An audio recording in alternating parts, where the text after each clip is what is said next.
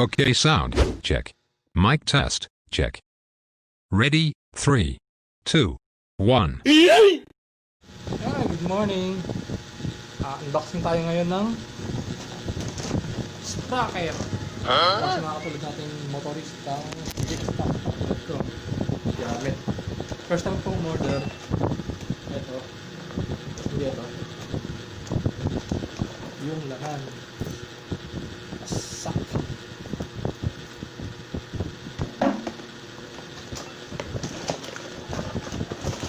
Then, TSR isang set. Yan. And then, yan. TSR na brand, isang set. Isang set pero OSAKI Chain. Unahin ko ito. Nabili ko sa Lazada.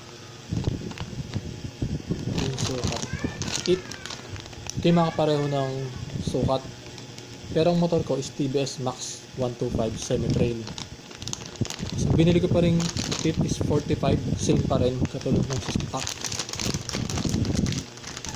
Yung talaga sabi doon nila kailangan pagka may bagong bili sirain. TSR. Hindi ko lang original.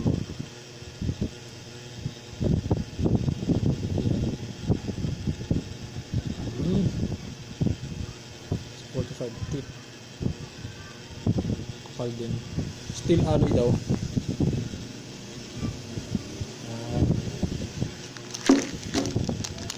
Next,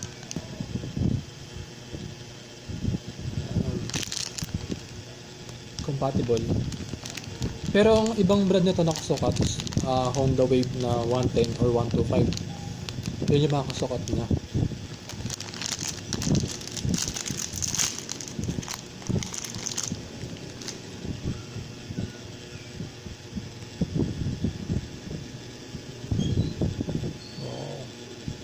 May tabas.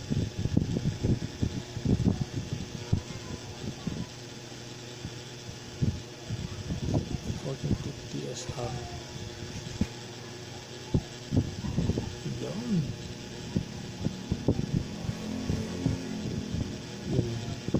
May dents na maliit.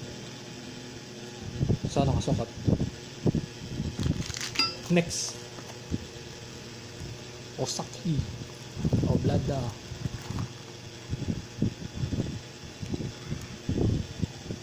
Ito hindi ko sure kung kasukat to kasi yung length niya binase ko lang, binilang ko lang din yung actual. Umabot siguro mga nasa 120. Pero siguro kung masyado mahaba magpapatol tayo.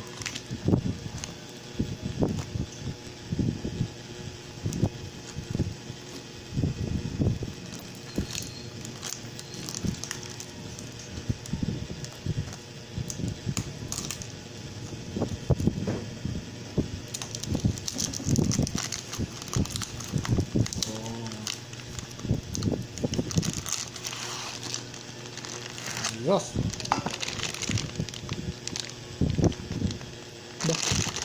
Ayos na.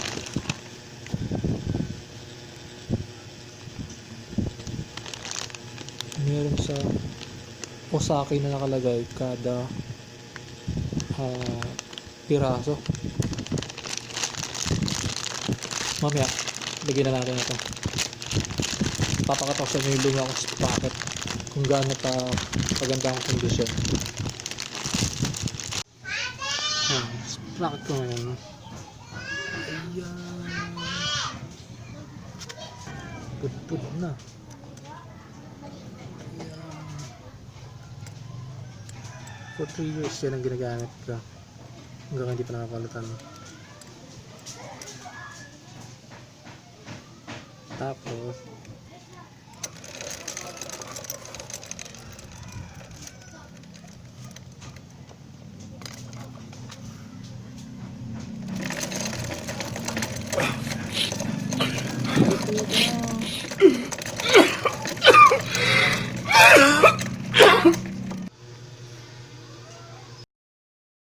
after lunch, I had decided to go to the motorcycle shop since I know other tools and I have to pay for the service.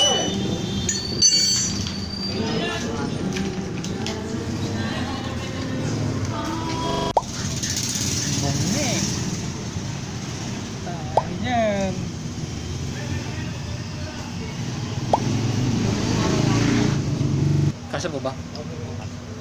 Masya.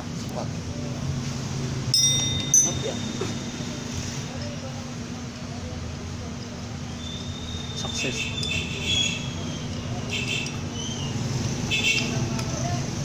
Malit ka. Saka to? Hindi kasya? Ayun o, laki ng ngipin nung nabili mo. Sobra siya yun. Pang nandiyan sa loob. Ayaw.